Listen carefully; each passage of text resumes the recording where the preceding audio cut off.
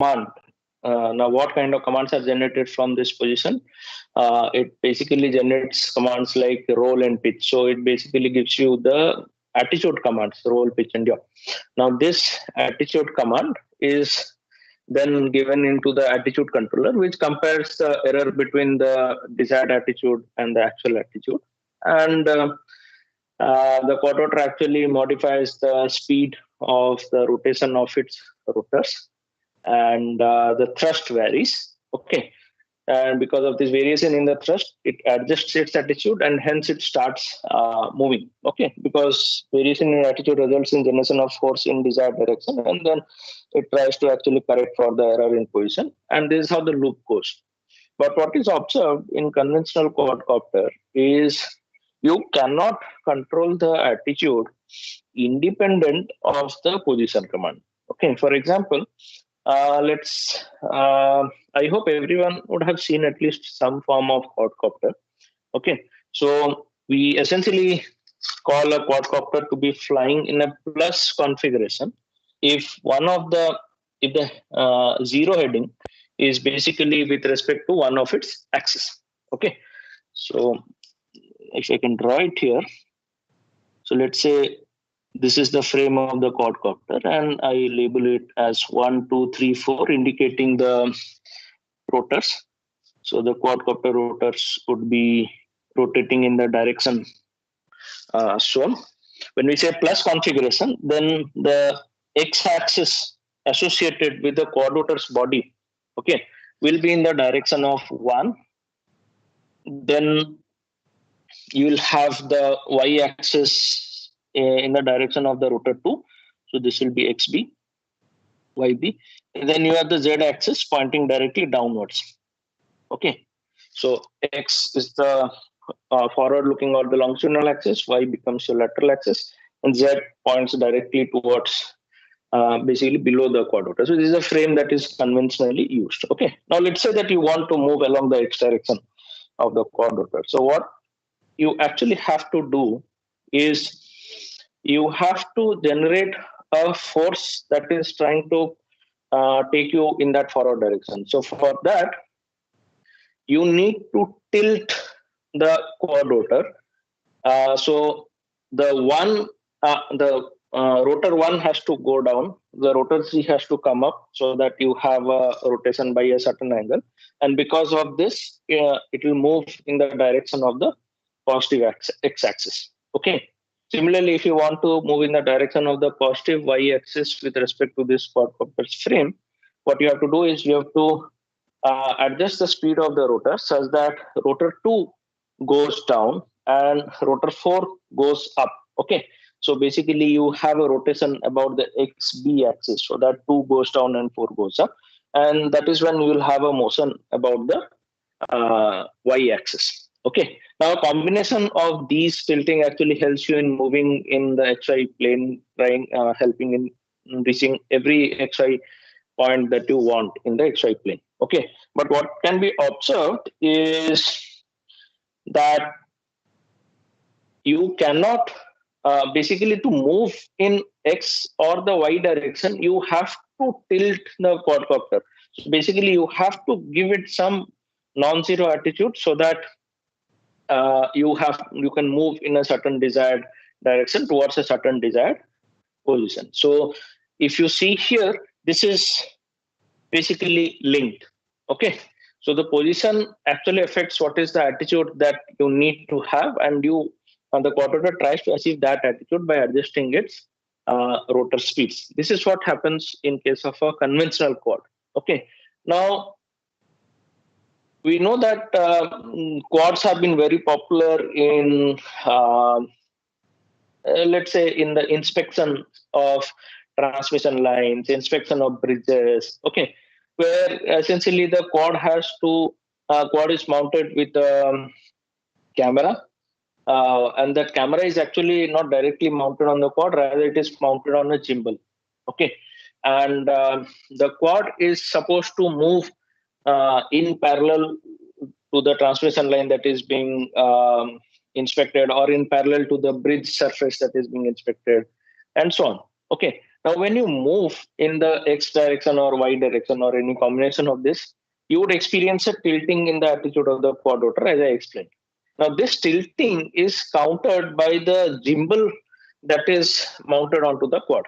Okay, so basically the gimbal gives it a opposite attitude so that the camera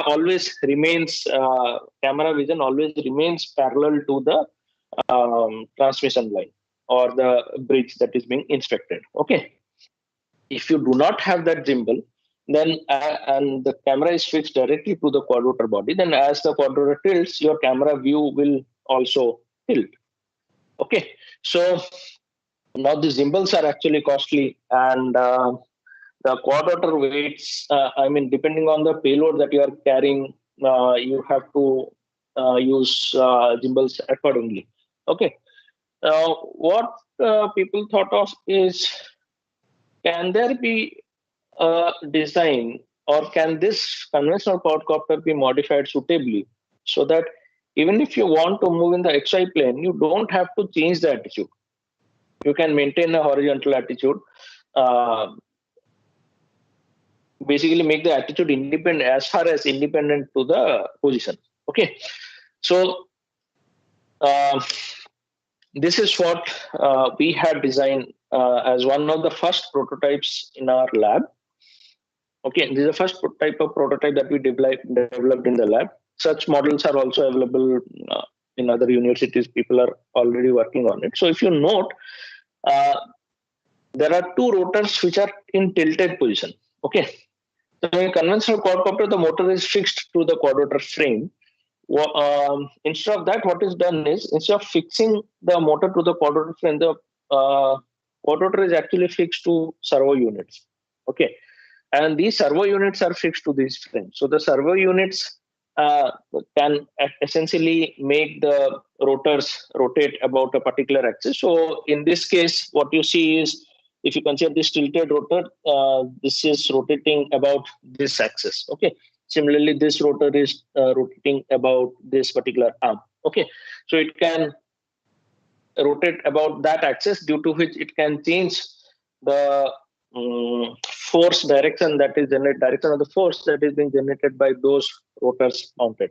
Okay, so now using this tilting, you can actually move in the XY plane, and by adjusting the rotor speeds, you can maintain the height and the attitude. Okay, to some sense, hence you can decouple the attitude from the position. Okay, so the new modification that happens because of this tilting feature that we added was that the position is no more commanding the desired attitude. Okay. In fact, you can have the XY follow independent of the attitude. So for this work, what we'll see when we see the results is, when it traverses a given set of waypoints or tracks a circle, the quadrotor tries to maintain itself horizontally as far as possible. So the roll and pitch angles are close to zero, not exactly zero, but close to zero, which would not have been possible with the conventional quadcopter. Okay, so to basically give you an idea, the tilt augmented or the tilt rotor quadcopter is what we are calling as a fully actuated quadcopter. Okay, in the conventional quad, you just have four inputs, which is the four thrusts that are generated due to the four rotors. Whereas in tilt rotor, you have two more inputs, which is the tilting angles of the rotor pairs. So we have paired the diagonally opposite rotors to maintain the same tilt angle. Okay, so you have two more tilt angles. So you, what you want is XYZ and the three states corresponding to the attitude, and XYZ, which is three states corresponding to the position, and you have six inputs. So we term this to be a fully actuated vehicle, whereas the conventional ones are under actuated vehicles. So now in this figure, what it actually depicts is that if you see this rotor here, in case of the conventional quad, when the quad is hovering, the camera here is able to remain horizontal. Okay. But when the quad has to move forward in the direction of the arrow, then what happens is the entire body of the quad has to tilt in the direction shown. And because of this tilting, you notice that this camera is no more horizontal. So it is no more scanning the area right below it. Okay. But in the tilt case, what happens is when you want to move in the direction of the arrow shown, you just tilt this set of rotors. Okay, so these are diagonally opposite rotors. There are two rotors here. So you tilt them. So you see the tilt that is happening here.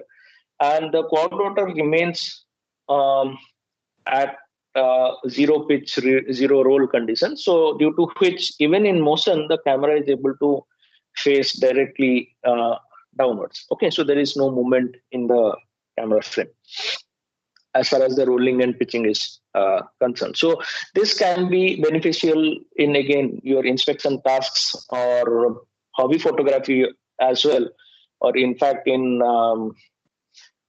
this there are competitive quad rotor flying races that are actually happening these days, and flyers actually use tilt augmented quad rotors for better vision of the front camera that is mounted on them. Okay.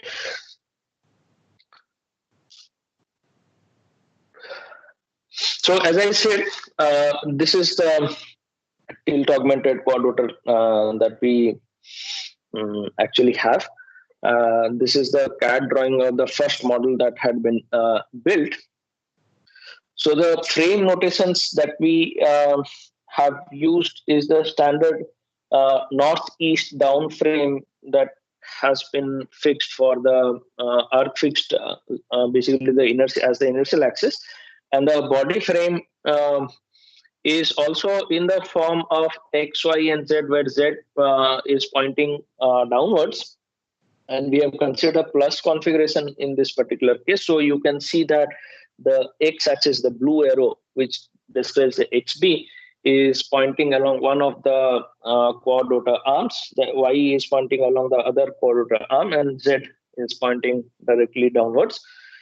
And then we have another frame which is associated with the rotors, where at the point where the rotors are mounted, because now the rotors are tilting, so we need to have some frame associated with it. And the frame at each point of the rotor mounting is basically this. So if this is the rotor mounting point, this will be the x-axis for the rotor. I'll label it as, let's say this is second rotor, so I'll label it as x2. The z-axis is essentially vertically up. This is the z2. And this will become your y-axis, y2. Okay. Similarly for one, sorry, my mistake. Something that has gone wrong.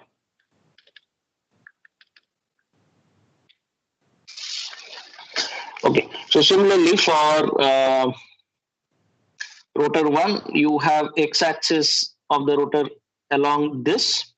So this is x1. You have, you have z. You have z like this. So this is basically the z-axis. And this will be your y-axis. Okay, so this is z1, this is y1. So the dotted arrows that you see is essentially the z1 axis and the y1 axis. And similarly for 4, you have the x-axis along this, z is vertically up. And you accordingly have your y-axis, which is y4, x4, and z4. And similarly, you have x3, z3, okay, and y3. So this is the frame that we essentially consider at each of the quad rotors. The quad rotor 1 and the quad rotor 3 are considered to be rotating, as the rotors 1 and 3 are considered to be rotating their rotors in the clockwise direction. Rotors 2 and rotor 4 are considered to be rotating their rotors in the counterclockwise direction. Okay. So this is the counterclockwise direction motion that you have, and this is the clockwise direction motion that you have. Okay. So the rotation of the motor. Now, if I tilt, let's say rotor 1, okay, and rotor 3 simultaneously, then the force generated by them, F1 and F3, also tilt. Okay. Due to which now you have a component of F1 along the Z1 and the component of F1 along Y1. Okay. So earlier, when in case of a conventional quad, because you could not tilt, the thrust that is generated by each rotor will be always about the Z axis. Okay. And if you want to move, then you need to generate a component about in that particular direction. So if you want to move in the y-axis, you need to generate a component of force along the y-axis, and that is how you can move, because of which the body needed to be tilted. But now in this case of a tilt rotor, what actually happens is you tilt the rotor, due to which now the force will have a component along the z-axis and a component along the y-axis. Okay. The same happens for rotor 3 as well. Okay. Now, because of this, you essentially, without tilting the entire quad, you are able to generate a good amount of force to move the quad along the y-axis while having the quad maintain a certain height. Okay. And you can also note that the rotors 2 and rotors 4 do not need to tilt at all, because the frame is not tilting. Whereas in the case of a conventional quad, if you want to move in a particular direction, all the rotors tilt. Okay, because the frame tilts. So, as I said, because of the tilting of the rotors and the angle of tilting that we are denoting by the Greek letter alpha here, because of the tilting of this rotor, each force generated by the rotor has a component along the rotor's Z1, Z and Y axis. Okay. And similarly, because of the rotation of the rotor blades or the rotation of the propellers, okay, you are able to generate a moment, okay, which is basically responsible for yawing of the vehicle. And because of the force and the arm length that you are able to generate moments which are responsible for rolling and pitching. Okay. Now these moments also, due to the tilting of the rotor, can be suitably brought down, or will have components along the Z and the Y axis in the rotor frame individually. Okay. So how are they going to look like? Okay, so this is the frame that I was explaining. You see that the rotor 4 and rotor 2 have x-axis for them in the same direction and the z-axis in the same direction. Rotor 1 and rotor 3 have their x-axis in the same direction, and z of all the rotors are essentially in the same direction. Okay, so everyone's z-axis is pointing up. Rotor 1 and rotor 3's x-axis is along the quad rotor's body x, and rotor 2 and rotor 4 x-axis is along the quad rotor's body y. Okay, and the z-axis for all the rotors is vertically up. Okay, so it is exactly opposite to the direction of z-axis that the body z has.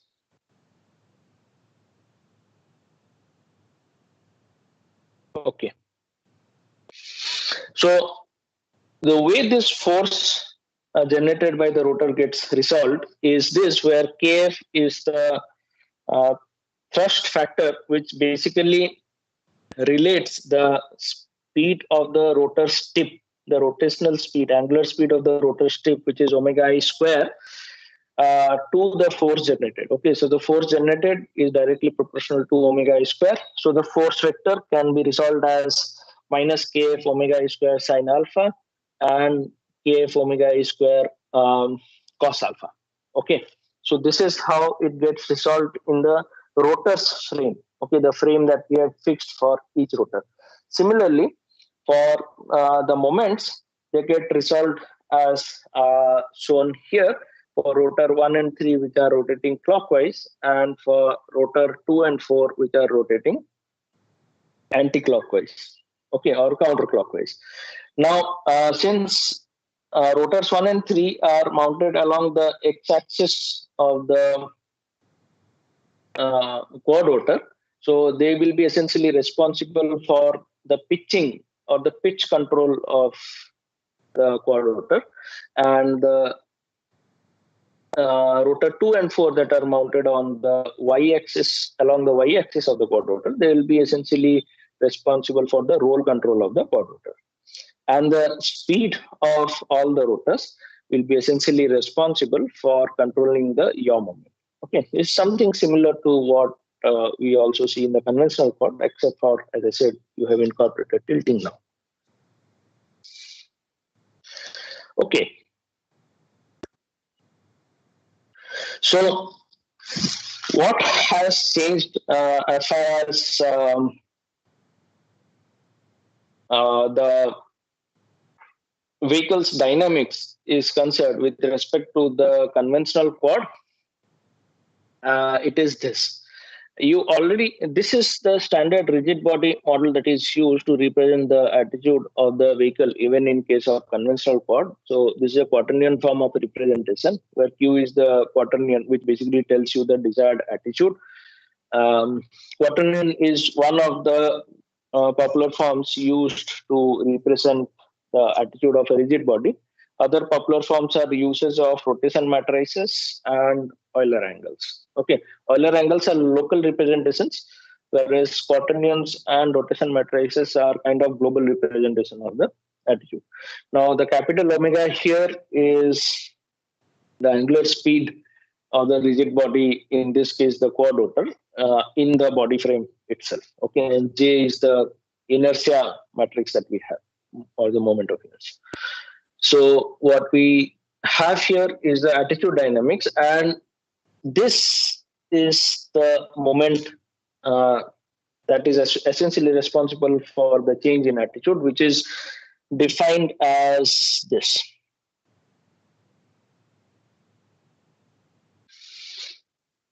Okay, so earlier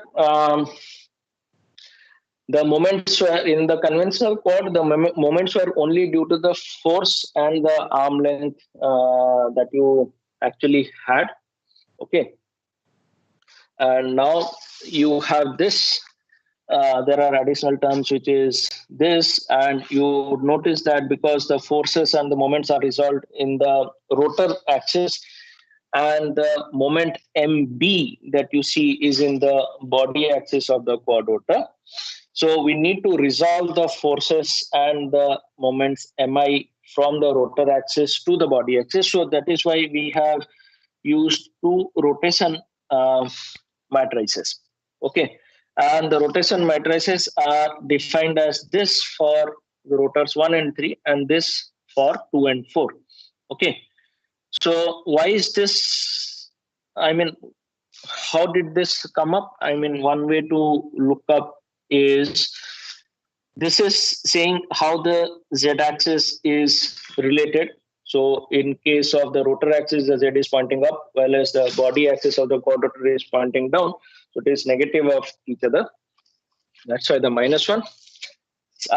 Now, if we come to 3, so let's go back to the figure here that we have drawn.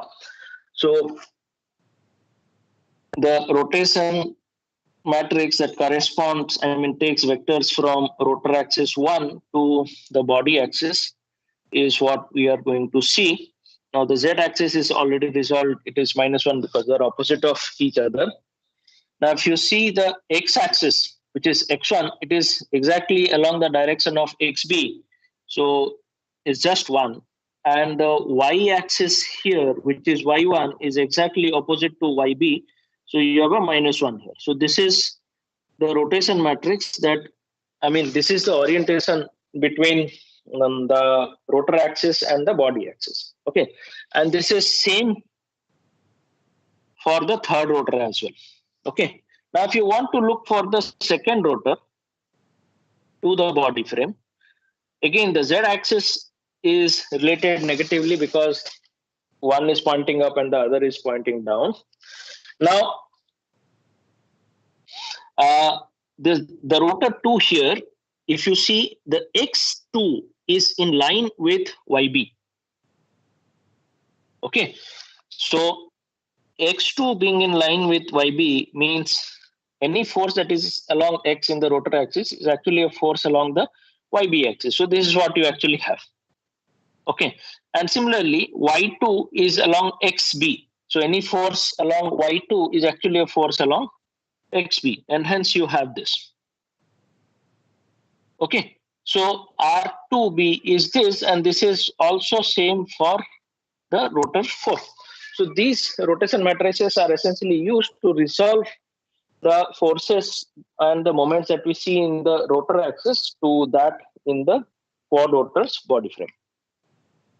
Okay, so we had this resolution in the rotor axis, and when we want to calculate the moment and the forces that are acting on the in the body frame, we use the RIB rotations to resolve those forces in the body frame. Okay, so this is the net that you have that is actually acting on the body. Okay. The translational dynamics remains the same as what you have for the conventional quad, where TB is the thrust, total thrust that you have in the body frame. Okay, but in case of a conventional quad, this TB was essentially, in case of a conventional quad, the TB was essentially 0, 0, and then you have the sum of all the forces of the rotor.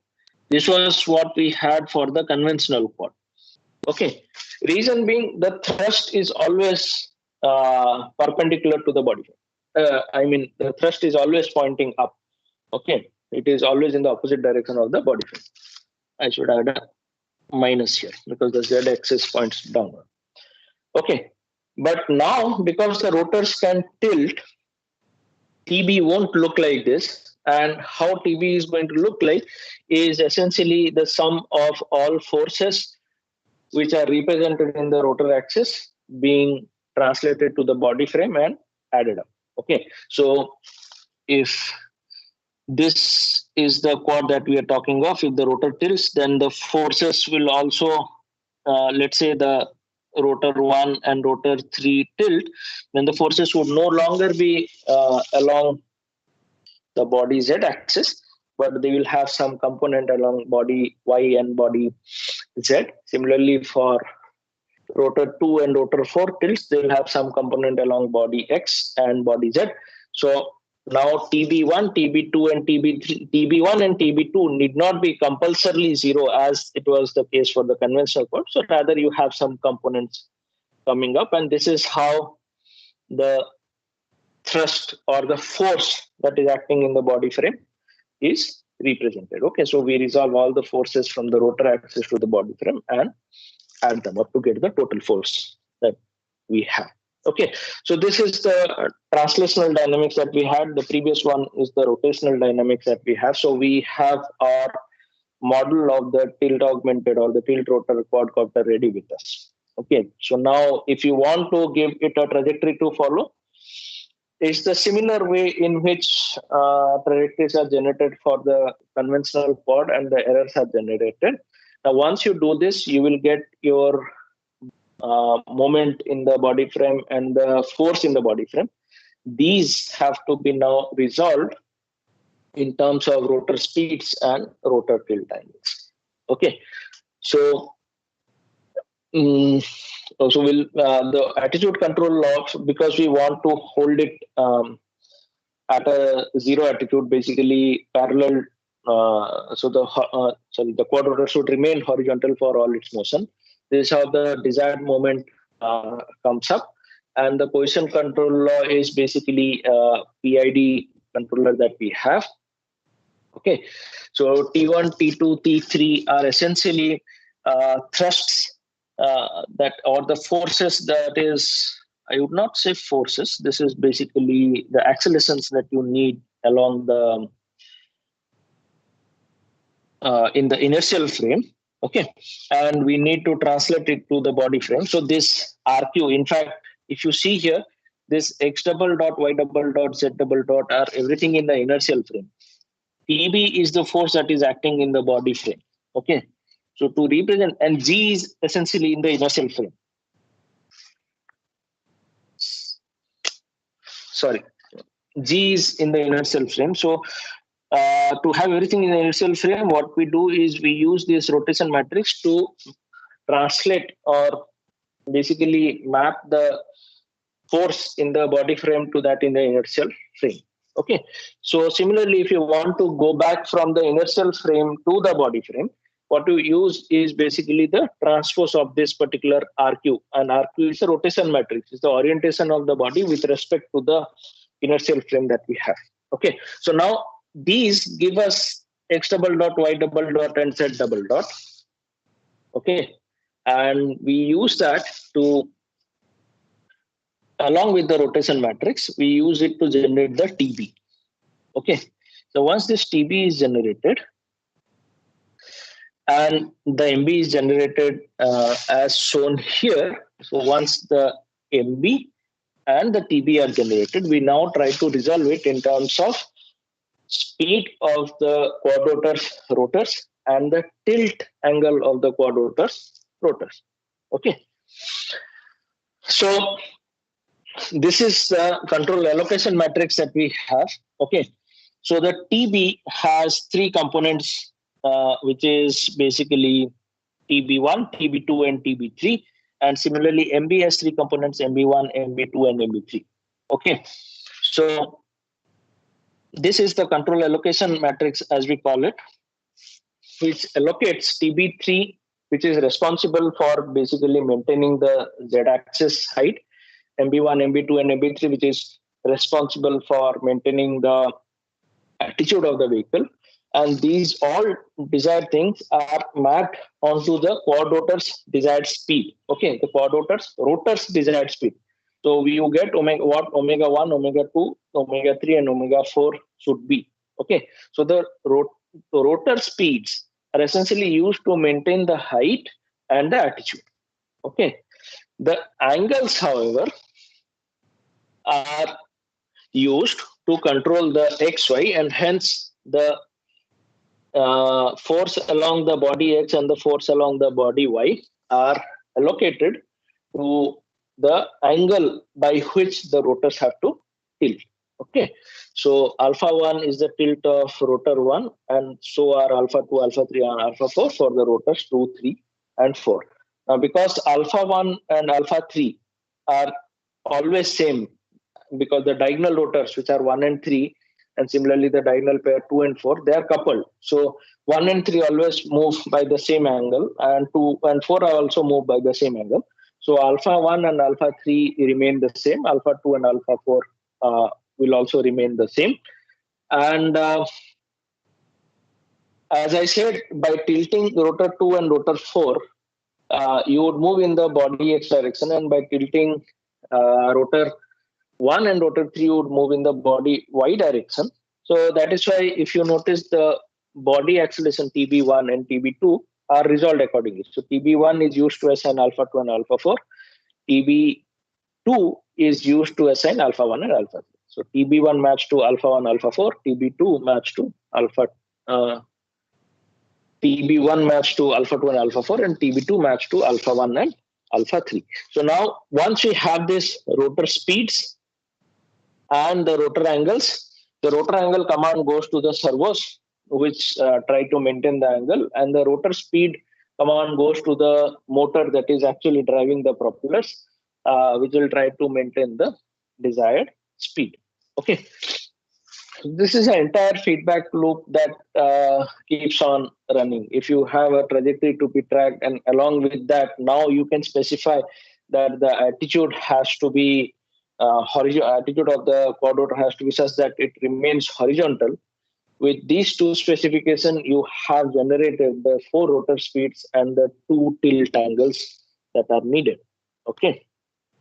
So with this idea, we went forward and tried to track waypoint this is basically 4 waypoints. You take off from a waypoint and then start from waypoint, go to waypoint 1, then to waypoint 2, waypoint 3, waypoint 4, and then come back to this particular position. Okay. So in the this is an actual experiment that has been run, and I'll show you the difference between the navigation. I mean, how the roll and pitch angles actually vary in case of conventional quad and in case of a tilt rotor quad. Okay, so this is the model that we had used for this particular experiment.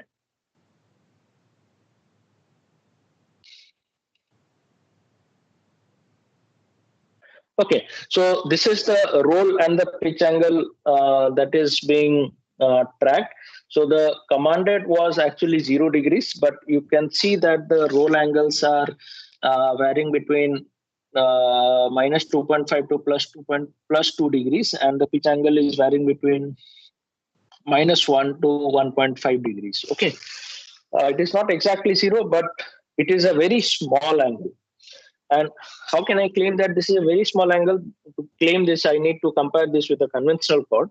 So the same tilt quad can actually be made to operate as a conventional quad by a small programming and the flip of a switch on your transmitters, okay, or on your radio controllers. So it is basically setting of a flag in your code as either 1 or 0. So we can say that if the flag is 1, then the rotors are allowed to tilt. If the flag is 0, then the rotors are not allowed to tilt. And when the rotors are not allowed to tilt, it will operate as a conventional quad. So we can use the same quadcopter as both a conventional quadcopter and the tilt rotor based quadcopter. Okay, so in the experiment for comparison, we did this. We used the first run for as a tilt rotor quadcopter and then another run as a conventional quadcopter, so that we have the same vehicle for comparison. This is the yaw angle tracking. Okay, so this is the waypoint tracking for the conventional and the tilt configuration. You would see certain overshoots in the tilt configuration because we use the same PI value for both the conventional and the tilt, and we did not tune them particularly for the tilt. However, our main focus here was the trajectories or the waypoint trajectories are being tracked nicely with, of course, as I said, some small overshoot here, which can be adjusted for. But if you see the angles, okay, I hope the angles in the axis are visible. The right side, the left side here is the roll angle for the conventional quad flight, and the right side figure is the roll angle for the tilt rotor augmented flight. Okay. So if you see, the angle variations are between minus 20 degrees to close to 40 degrees when the quad rotor is operated as a conventional quad. Okay, and this is happening when it is actually trying to move forward towards certain waypoints. Okay, so, but you observe for the same set of waypoints. Okay, there is hardly any change in the angle, and we had seen that the angle for the tilt rotor quadcopter is varying between minus 2 degrees to 2.5 degrees, the roll angle. Okay, you compare that variation with this variation in case of a conventional quad. This is a good amount of tilting that you actually have. 20 degrees and 40 degrees are good amount of angles that you would see. So if you want to monitor something underneath while you are in motion, in case of a conventional quad, it is going to be difficult without a gimbal, whereas in case of a tilt rotor quad, you can still do it. Similarly, for the pitch angles, the pitch angle for a conventional quad varied again between minus 40 to something like 20 degrees, but the pitch angle for the tilt quad, the variation is pretty small. As discussed, it was between minus 1.5 to, I think it was not minus 1.5 in this particular case, probably a little more, but it is still close to 0 degrees. Okay. I guess it is 4 degrees or 3 degrees, something like that. Okay, so the angles are pretty small as compared to this. So this small angle would not affect your view much, is what we believe. We have not tested it yet. We are yet to test this, but we found that such an arrangement actually helps in one of the tasks that we actually performed as a part of an experiment for this tilt augmented quad rotor. So we'll discuss that as well. Okay, so this prototype was built in the lab, and we used PD type controllers, and we also experimented to show this. Show the feasibility of using such a fully actuated system to obtain independent attitude and position stabilization. Okay, so we could stabilize the attitude independent of whatever position was being commanded, which was not possible for a conventional quadcopter.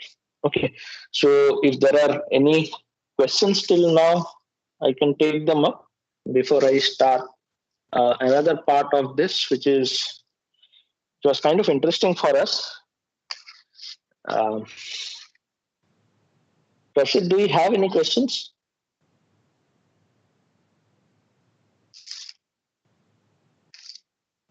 Is there any particular simulator we can use for this, implementing this?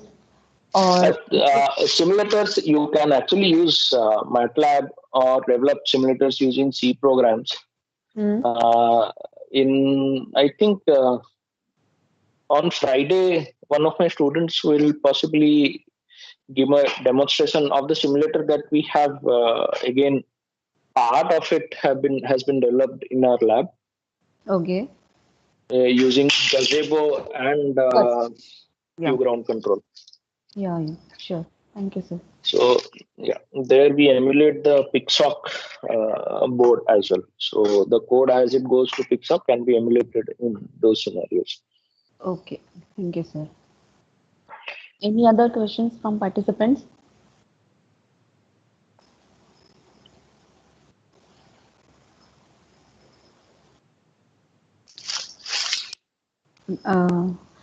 So I think we can continue with the session. Okay. So the next, yeah, please. Do we need an extra motor to control the tilt angle? Do we need to control? Yes. As I said, that when you convert a conventional quad to a tilt quad, because the motor is now not exactly attached to the frame of the quad rotor, it is attached through a servo. Okay, so you need 4 servos for the 4 motors. Okay. But that price would be pretty less. So we compared the price; it was pretty less as compared to the use of gimbal along with conventional quad. So kind of economical. Okay. Thank you, sir. Okay, so moving on to the next topic under this tilt rotor quadcopter. What we were trying to see is if a quadcopter can be launched from any moving platform and can be recovered on a moving platform. Okay, so launching is not what we focused on. We focused on recovering it on a moving platform. So autonomous landing on moving targets, and the target can basically be moving in a straight line or any other curved paths, and it will still be able to recover itself. This was done using onboard camera and extra controller, which we call as the companion computer on the quadcopter. Okay, because the PICSOC does not have a capability of processing the camera images, so we needed to add on a companion computer, which was basically i5 PC, which of a very small form factor to do this particular job. Okay, so we tested this indoors and tested this outdoors and tested this up to a speed of I think 20 kilometers per hour, and we could actually make the vehicle land safely. So this is the frames that we are talking of. There is a ground vehicle which is carrying some markers which the camera will be able to identify, and this markers will help the quad rotor to actually localize itself with respect to the ground vehicle. Okay. So the UAV has to track the target's pose throughout the maneuver for successful landing. And the challenge is that of precise landing, because you might have a very small area on which you can land, and on top of it, that small area is already in motion. So if there is slightest of mistake, then you can actually lose the vehicle during landing. And during landing phases, I mean, the landing and the takeoff are the most crucial phases of any aerial vehicle. Okay, you can lose the entire vehicle during any of this process. Okay, so we attempted this with conventional quad, and we saw that it is really difficult to recover it if you do not have the camera mounted with gimbal, because the camera won't be facing it down, and it will be difficult when the target speed is significant. For example, as I said, if we move at 20 km per hour, it might be difficult if you do not have a camera mounted with a gimbal in case of a conventional quad. Okay, so we tried to attempt this using the tilt rotor quad. So we estimated there was no communication between the ground vehicle.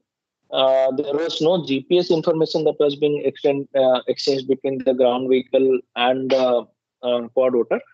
The only thing that the quad rotor was using its camera feed of the markers that are mounted on the vehicle, and with which it was trying to estimate its relative position. And using this relative position, and it was trying to guess the reference velocity and get the reference acceleration. Using these, it could generate the position commands and the attitude commands for the quad rotor and could land. Okay. So we used a compounded Aruco marker, and we used the OpenCV library for Aruco marker detection. So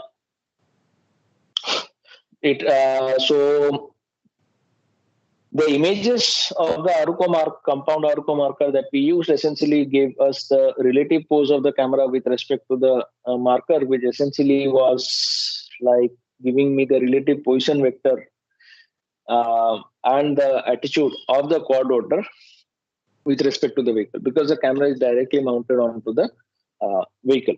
Okay, so this is the markers that we used. We used a combination of these three.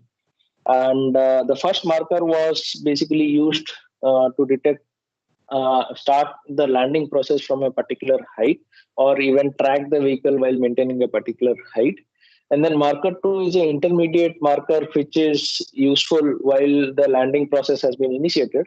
And marker 3 is useful to basically ensure that there is a precise landing on the moving platform. So I'll see if I have some videos that I can show where it at the end shows the marker 3 in its view. So this is the compound marker that we had. This is a marker 1. This is marker 2. And this is marker 3, the small one. Okay. So the compound marker is basically the collection of these three with the size specifications given. This is the view of the markers from the quad rotor in one of our experiments. So when it starts landing, if you can see, there is a small green box. So it detects the first marker. As it keeps on landing, it moves on to the, because this, as you move closer, what will happen is this big marker will move out from its view. So it switches on to the next marker, which is this. And as it comes even closer, it will move on to this very small marker that you see here. So this is the case when the vehicle has actually landed and the third marker is actually in view. So if you can see, this black portion is a part of marker 1, and this black portion here is a part of marker 2. So none of them are visible when the vehicle has landed. It's only this which is visible. So this is what is actually helping us in having a very precise landing. Okay, so this is a compound marker that has been used. A ground vehicle, which was, yes. Sorry to interrupt you. Our participant S. Khandekar, he has asked, what is marker? Okay, so markers are basically identifiers. Okay, and in case of Aruko markers, there are specific patterns with which you can actually set up these forms. So this is one Aruko marker that you can see, which has a very specific pattern, and the algorithms are calibrated as per. So you know the start and end points in terms of pixels. Okay, and you know the actual size of the marker. So using those two knowledges, and also the size of the black and the white parts, using those two knowledges, you can basically calibrate it from the fact that if the marker size is this, then we are at this particular height, and if it looks like this, you have this much attitude, and so on. So this is a identifier that helps the quadrotor in seeing what is its relative position or the relative attitude with respect to this particular marker wherever it is mounted when the marker is in full view. Okay, so we call this particular image as the marker. Okay, in some cases, people. So if you would have seen. When a helicopter tries to land, you see the helipads marked with a big H inside a big circle. Okay, so that is a marker which tells that this is where the helicopter has to land. Okay, that's an identifier. Okay, so the question is like, means are we scanning these markers by camera to locate the target? Yes, yes. So in fact, we had not started with the fact that the markers are not in view and then you scan the entire area for the target. What we started was, because we were trying to focus on landing, we started with the fact that the marker is already in view and you track that marker for landing. Okay, so we did not search for the target. Thank you, sir.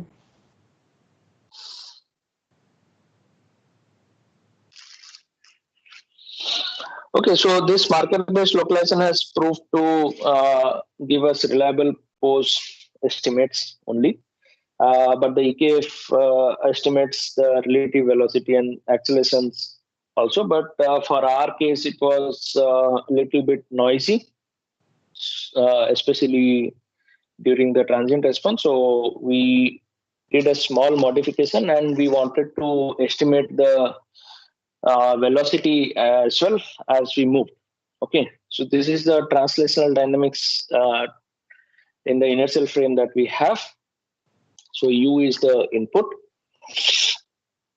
And if we have a reference trajectory to be followed, then in the error dynamics can be expressed as this, where x1 is basically your position, r is the reference trajectory, and E1 is the error between them. E2 is the derivative that we have, and we introduce a parameter theta, which is nothing but the negative of the desired acceleration that we have in hand. Okay. Now, since we do not use any GPS information from the ground vehicle, we do not have the exact velocity and the acceleration information of the vehicle. We do have quite a reliable position information, but to have accurate landing, we need the velocity and acceleration information. So what we'll do is we'll estimate them. We'll not use the EKF output that the quadrotor's default program is using. Rather, we'll try to estimate it. So I'll not go in detail into this, but this is how I'll give you the controller directly.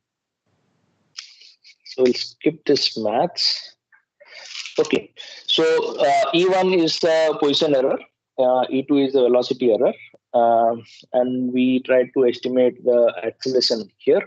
So what we did was we have this particular dynamics where E1 dot is E2 and E2 hat dot looks like this, where theta hat is nothing but the estimate of the acceleration of the particular vehicle that we have in hand. So the control input actually looks in this particular form. If E2, which is relative velocity, and the actual acceleration are exactly known, then I would have replaced this E2 hat and theta hat with the exact values, but this is not known. So we use the relative, estimate of the relative information that we have. And it is shown that the parameter update law, which is basically theta A hat, is equal to gamma E1. So what is the estimate of theta V is actually given by a factor, positive factor gamma, and the position error E1. Okay. And we saw that if the vehicle is a non-accelerating vehicle, then our estimates actually convert. So I'll exactly be able to find out what is the reference velocity that I have. But if the vehicle is accelerating and the acceleration is bounded, then I will be able to find out my reference velocity and reference accelerations, but with certain error.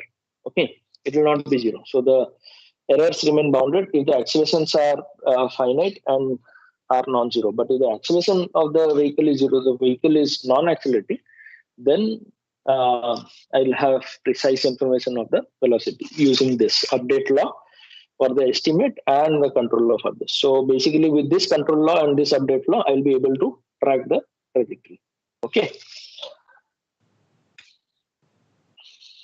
So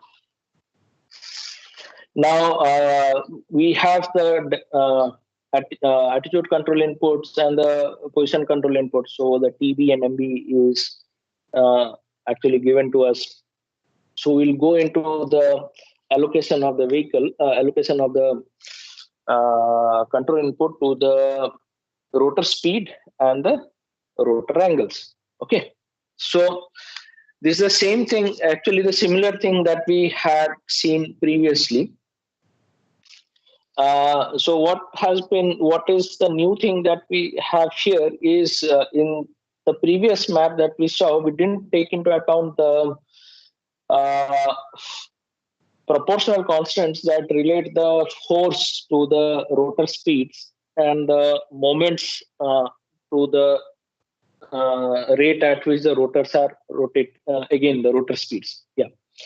So here in this case, sorry, this transformation matrix essentially takes care of the arm length, the proportional constants for the force being generated by the rotor and the moment being generated by the rotor. So the Kf is the proportional constant for the force being generated by the rotor, and Km is the proportional constant for the moment being generated by the rotor. L is the arm length. Okay. So this is the mapping between the angular speed of the rotors and the TB3, MB1, and MB2 and MB3. So MB1, MB2, MB3 essentially is the MB, the moment that you need to control the attitude, and TB3 is the third component of the force vector that we had seen as TB, okay, which is essentially required to maintain the Z position of the vehicle. Now it gets mapped, and TB1, TB2 are essentially being mapped to alpha 1 and alpha 2, which are responsible for the X and Y movement. And as I said, rotors 1 and rotor 3 motion is actually coupled. So whatever value we take for alpha 1, the same is assigned to alpha 3. Similarly, whatever we take for alpha 2, the same is assigned to alpha 4. In some cases, you would see a negative sign. In some cases, you don't see a negative sign. This is because of the convention of the frames that we had chosen for our case. If you choose a different frame, then this model change. But when you actually use this, you have to ensure that, when you actually program it into a model, you have to ensure that you are consistent with your frames. Okay. The landing trajectory generation. So basically, we needed to generate the height set point. So what we did is we tried to minimize the landing acceleration as far as possible. So we defined the cost function in this form. Sorry. And it so turns out that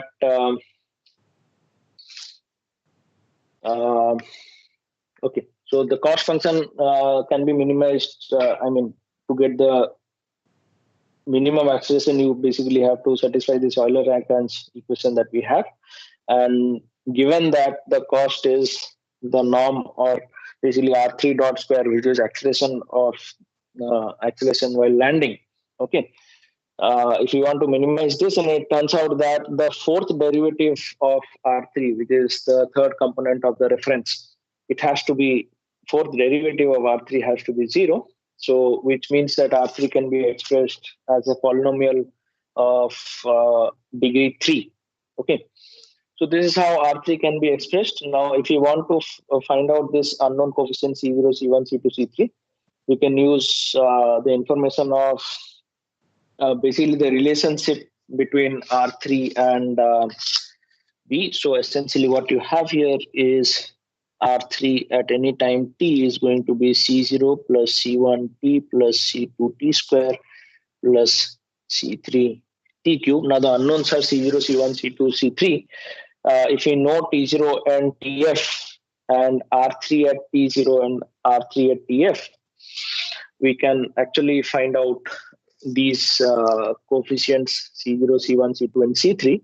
And once we have this, at every point of time, we'll be able to say what is the height that is supposed to be maintained. Okay. So this is the trajectory that is generated. In addition to this, to have a safe landing, a cone was defined. Okay.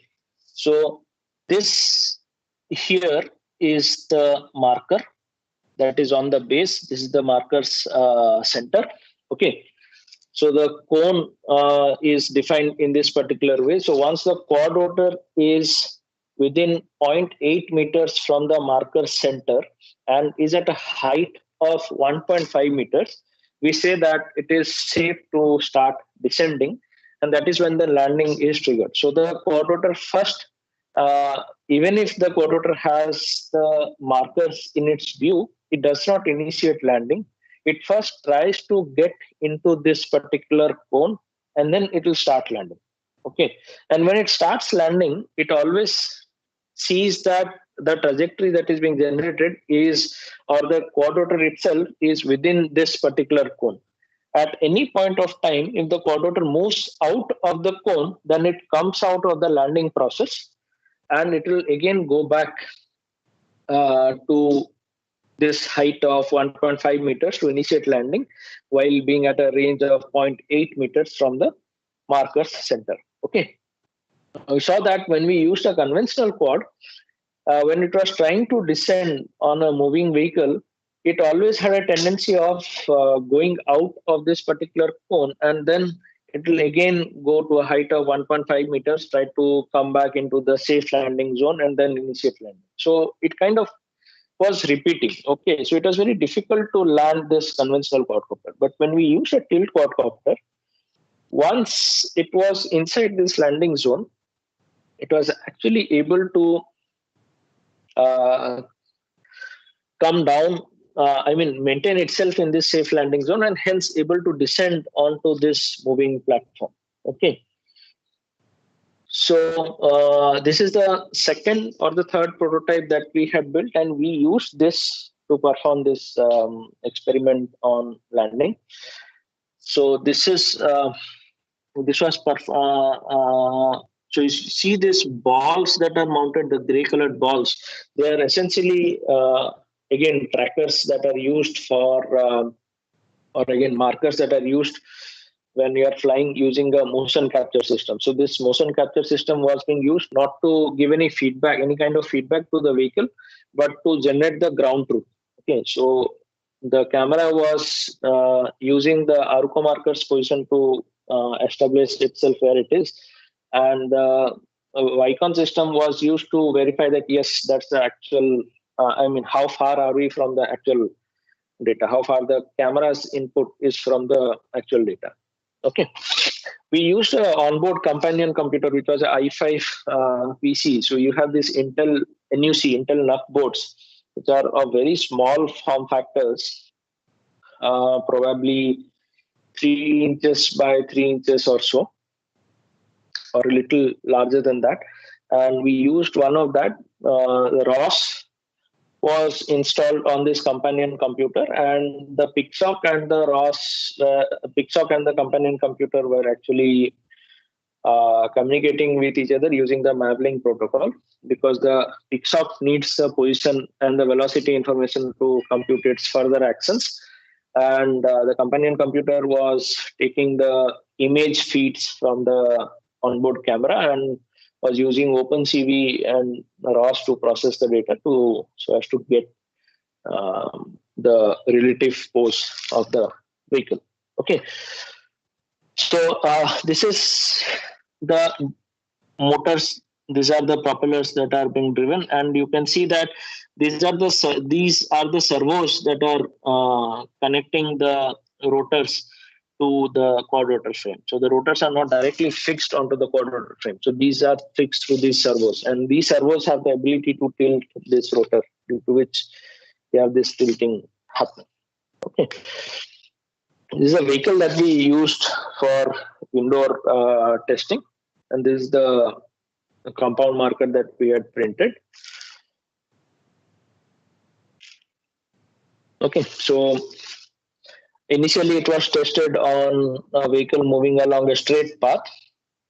So this vehicle essentially moves up, starts tracking the vehicle, and then at a point when it is within the safe landing zone, it initiates the landing process and it starts landing and actually lands on this vehicle at this particular point.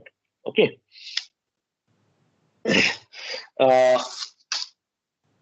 We also tried to land this vehicle using a conventional PID, this tilt rotor vehicle using a conventional PID. We tuned the PID properly, but we saw that using the PID along with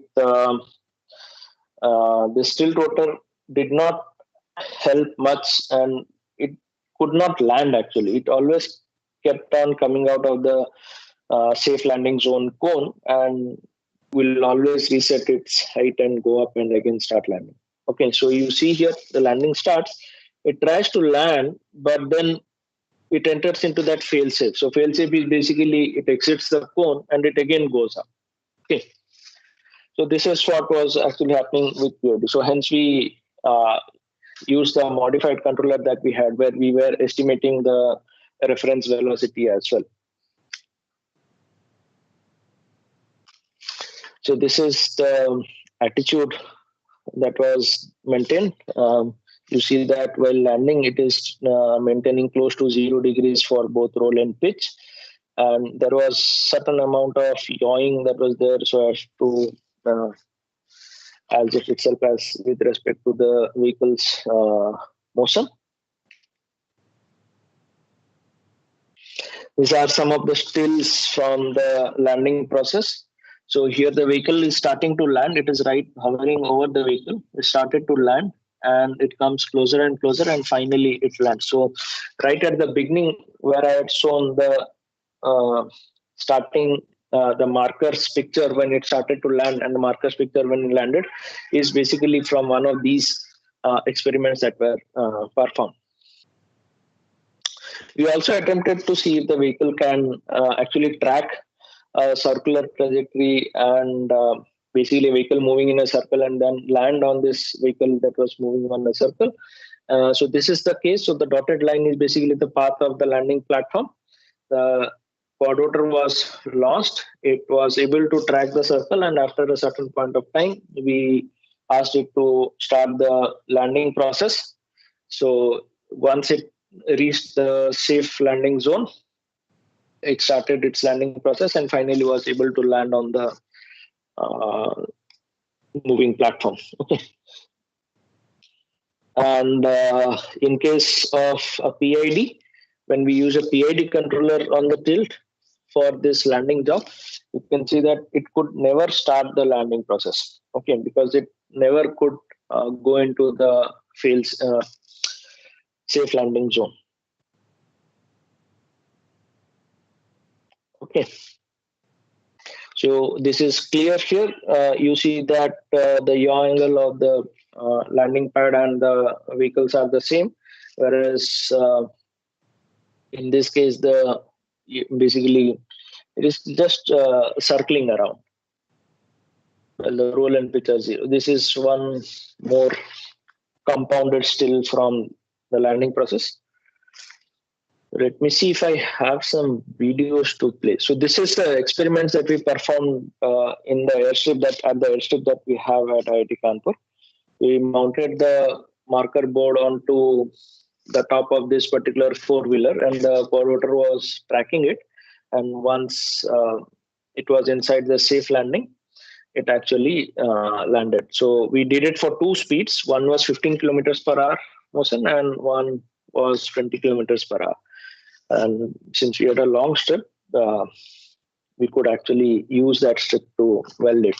So let me see if I can actually show you some videos of this.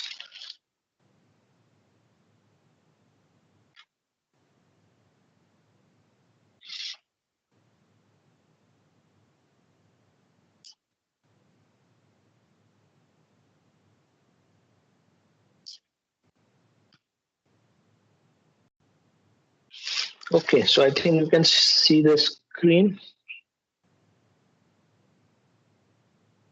Yes, sir. Yeah, so this was done, as I said, in collaboration with Professor Kothari. So this is the vehicle that we have.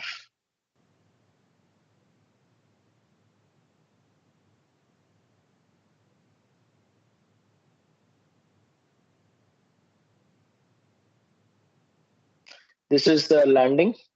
The vehicle was moving on a straight path at a speed of 0.5 meters per second. This is a vehicle. It is tracking basically a circular path, and then it started to land. So you see that guy walking around. He is the student who was actually experimenting.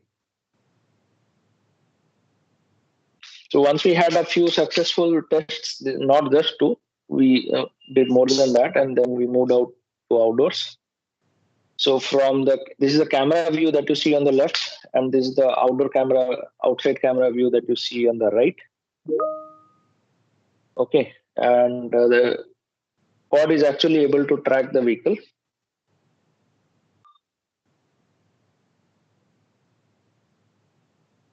And now it has initiated landing. So you see the first marker is visible, now the second, and now the third. So this was at a 15 kilometers per hour speed. The next we did the same thing for a 20 kilometer per hour speed. You can see the vehicle, the quadrotor is able to track the vehicle.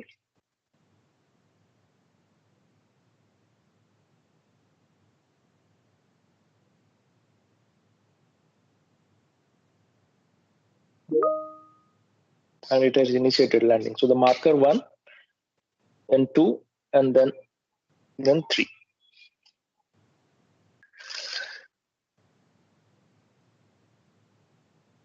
Okay, so this is what I have for you.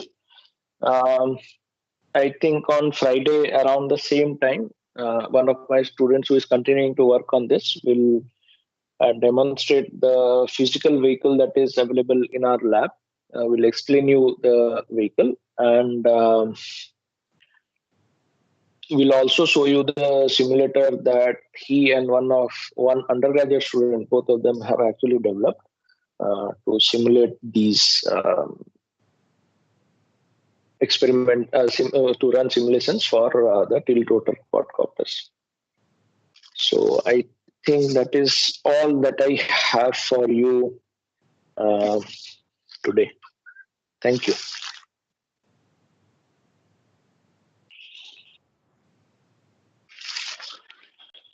If you have any questions.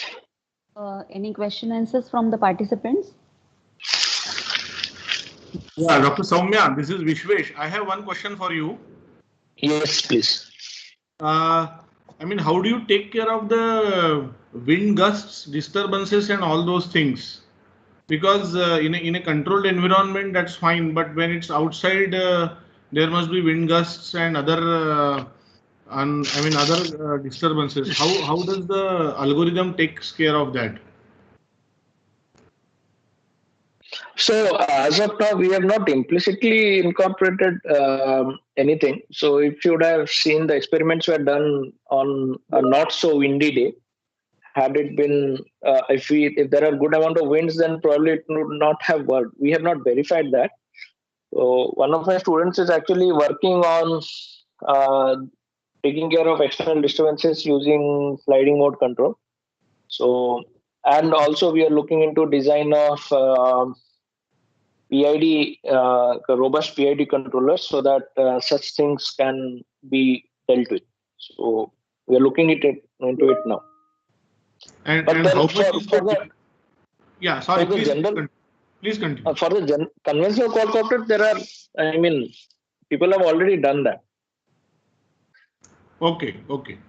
Yeah, and one more thing is how much is the dependency on the image processing part of your camera, which is there on your flying object? The entire the pose of the quadrotor with respect to that landing platform was done using the camera. So for the entire mission, you need that camera.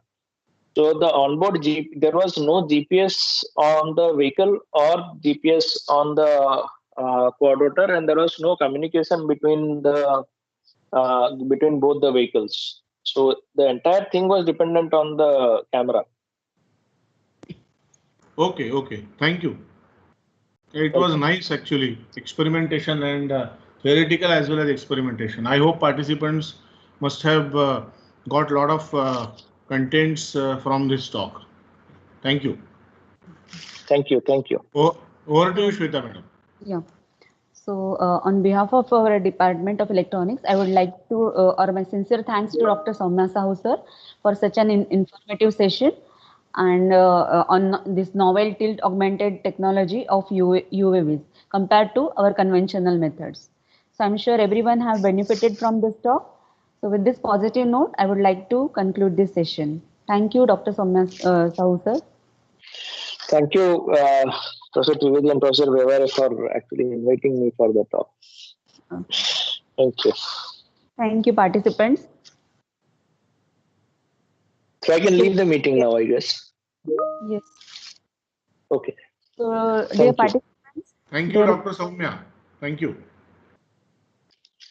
dear participants, there will be a tea break of 15 minutes, and the next session will resume at 3:15 p.m. The next session at 3:15 p.m. is Fractional Calculus Applications in Robotics by Dr. Vishweshwar.